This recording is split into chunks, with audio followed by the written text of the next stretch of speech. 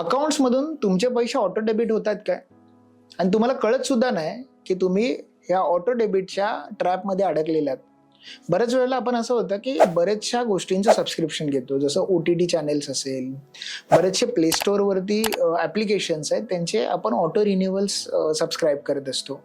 Gym membership असेल, EMI असेल, आणि ह्या सगळ्याच अनअकाउंटिंग केल्यामुळे बऱ्याच वेळेला हे ज्यावेळी ऑटो डेबिट होत जातात त्यावेळेला आपल्याला माहिती पडतं की कुठे ना कुठेतरी आपल्याला कॅशचा प्रॉब्लेम तयार झालेला आहे. मित्रांनो, ऑटो डेबिट फॅसिलिटीमध्ये बऱ्याच वेळेला असं होतं की आपण खूप सारे सबस्क्रिप्शन ॲड तर करतो, पण बऱ्याचशा सर्व्हिसेस ह्या आपण वापरत सुद्धा नाही.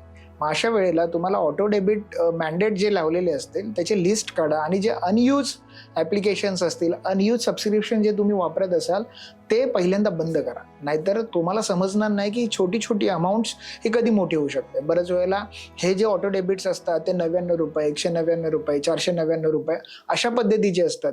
त्यामुळे आपल्याला असं वाटतं ना की हे जे अमाऊंट्स आहेत ते छोट्या छोट्या अमाऊंट्स आहेत, पण जर क्युम्युलेटिव्हली जर तुम्ही विचार केला तर हीच अमाऊंट मोठ्या अमाऊंट्समध्ये रूपांतर होऊ शकतं.